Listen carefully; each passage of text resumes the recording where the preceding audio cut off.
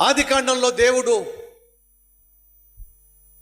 తన మాటను మీరి తినవద్దు అన్న పండు తిని తనతో ఉన్న సహవాసాన్ని, తాను అందించిన సంతోషాన్ని పోగొట్టుకున్నటువంటి ఆది పురుషుడు ఎవరు చెప్పండి? ఆదాము. దేవుడు ఆదామును సృష్టించి ఆ తరువాత సాటి అయిన సహాయినిగా ఉండడానికి అవ్వను సృష్టించి కుటుంబంగా ఏర్పరిచి అద్భుతమైన ఏదైనా తోటలో వారిని పెట్టి ఏదైనా తోటలో వారికి కావలసిన సమస్తాన్ని దేవుడు దాచిపెట్టాడు. కష్టపడాల్సిన అవసరం లేదు, రెక్కలు ముక్కలు చేసుకోవాల్సిన అవసరం లేదు, కన్నీరు కార్చాల్సిన అవసరం లేదు. సకల ఆశీర్వాదాలు దేవుడు వారికి అనుగ్రహించాడు. కారణం ఏమిటంటే వారు దేవుని బిడ్డలుగా ఉన్నారు కాబట్టి. అన్ని పండ్లు తినమన్నాడు, కానీ ఒక్క పండు తినొద్దన్నాడు. ఆ ఒక్క పండు తినద్దు అని చెప్పిన దేవుని మాట వింటే బాగుండేది. అవ్వ తొందరపడింది, ఆదాముకు ఇచ్చి పండ్లు ఇచ్చేసింది, ఇద్దరూ కలిసి తినేశారు. దేవుడు చెప్పాడు, మీరు ఒకవేళ నేను వద్దు అన్న పండు తిన్నట్లయితే చస్తారో. దేవుని మాట మీరడము ప్రాణాల మీదకు తెచ్చుకోవడం. తమ్ముడు చెల్లి వింటున్నావా? సహోదరి సహోదరుడు వింటున్నావా? దేవుడు నీ జీవితంలో ఏదైతే వద్దో, అది చెయ్యొద్దో, అది చూడొద్దో, అక్కడికి వెళ్ళొద్దో, ఆ వ్యక్తితో సంబంధం పెట్టుకోవద్దో, ఏదైతే నువ్వు చేస్తున్నావో అది చూసిన దేవుడు వద్దు అని చెప్పినప్పుడు మానేయడం మంచిది. దేవుడు వద్దు అన్నాడు అని అంటే అది నీకు క్షేమము కాదు. దాని వెనుక హాని, దాని వెనుక అపాయము, దాని వెనుక ప్రమాదము దాగి ఉంది. మర్చిపోకండి. వద్దు అన్నా సరే అదే ముద్దుగా భావించి ఇద్దరు తినేశారు. ప్రతిరోజు వారు దేవునితో ఉండేవాళ్ళు, సహవాసం కలిగి ఉండేవాళ్ళు, సంభాషణ చేసేవాళ్ళు, సంతోషంగా సమృద్ధిని అనుభవిస్తూ జీవించారు. కానీ ఆ రోజు వారు చేసిన తప్పు, ఆ రోజు వారు చేసిన పాపం దేవుని సన్నిధికి దూరం చేసింది. మీకు తెలుసా ఎందుకని? ఒక ఆదివారం వచ్చి ఒక ఆదివారం సాధారణంగా సంఘ సభ్యులు మానేస్తారో తెలుసా? ఏదైనా తీవ్రమైన అనారోగ్యం వచ్చి ఒకవేళ రాలేకపోతుంది వేరే విషయం, కానీ సర్వసాధారణంగా దేవుని సన్నిధికి దూరం కావడానికి ప్రధాన కారణం ఏదో ఒక పాపము నీలో జొరబడింది. అది నీలో నిర్లక్ష్యాన్ని తీసుకొచ్చింది.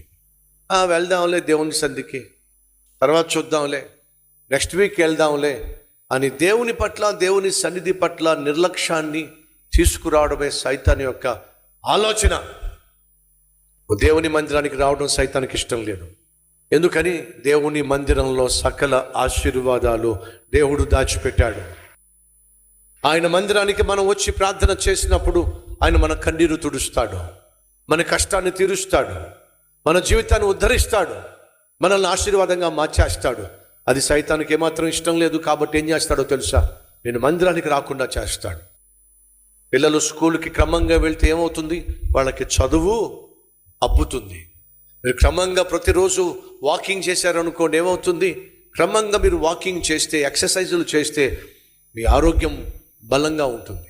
క్రమంగా మీరు మీ ఇంట్లో ఉన్నటువంటి మొక్కలకు నీళ్లు పోసారనుకోండి, ఆ మొక్కలు ఏమవుతాయి చెప్పండి? చక్కగా ఫలిస్తాయి. క్రమంగా దేవుని మందిరానికి వచ్చి దేవుణ్ణి ఆరాధిస్తే నువ్వు అభివృద్ధిని చూస్తావు, ఆశీర్వాదాన్ని చూస్తావు, ఉన్నత స్థితికి చేరతావు. అది సైతానికి ఇష్టం లేదు కాబట్టి నేను దేవుని మందిరానికి రాకుండా చేస్తాడు.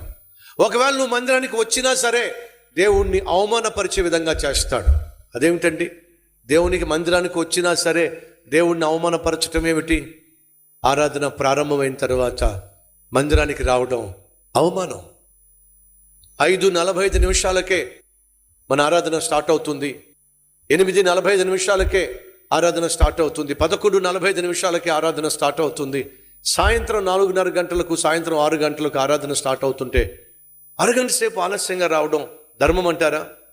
నువ్వు దేవుని మందిరానికి వస్తున్నావు కదా, ఆలస్యంగా వస్తే నువ్వు దేవుడిని అవమానపరుస్తున్నావు. ఆలస్యంగా దేవుని మందిరానికి వచ్చి నువ్వు దేవుడిని అవమానపరిస్తే దేవుడు నిన్ను మాత్రం ఏ విధంగా సంతోషంగా ఉండనిస్తాడు? నన్ను గణపరచువారు నేను గణపరుస్తాను, నన్ను అవమానపరిచేవారిని ఏం చేస్తాడు దేవుడు? అవమాన పాలు చేస్తాడు. ఎలాగూ మీరు లేస్తున్నారు కదా, ఒక అరగంట సేపు ముందు లేవండి. ఎలాగూ మీరు మందిరానికి వస్తున్నారు కదా, ఒక 10 నిమిషాలు ముందుగా వచ్చే ప్రయత్నం చేయండి. దేవుణ్ణి అవమానపరచడం మానేసేయండి. సమయానికే దేవుని మందిరానికి వచ్చే ప్రయత్నం చేయండి. సంగమా, దేవుడు నిన్ను దీవించాలని ఆశపడుతున్నప్పుడు ఆయనకు దూరంగా జీవించమాకు. తప్పు చేశాడు కాబట్టే, పాపం చేశారు కాబట్టే దేవుని సన్నిధికి దూరంగా ఉన్నారు, దేవుని సహవాసానికి దూరంగా ఉన్నారు, దేవుడిచ్చిన సంతోషాన్ని పోగొట్టుకున్నారు, సమృద్ధిని దూరం చేసుకున్నారు. పైపెచ్చు దేవుని సన్నిధిలో కనిపించకుండా రహస్యంగా దాక్కున్నారు. అలా రహస్యంగా దాక్కున్నటువంటి తన బిడ్డలను దేవుడు ఏం చేస్తున్నాడు? వెతుకుతున్నాడు. ఈరోజు నా సందేశం యొక్క టైటిల్, నిన్ను దేవుడు వెతుకుతున్నప్పుడు కనిపించవే? దేవుడు నిన్ను వెతుకుతున్నా దొరకవే? ఆది నుండి నేటి వరకు దేవుడు వెతుకుతున్నాడు. తనకు దూరమైపోయిన వారిని వెతుకుతున్నాడు.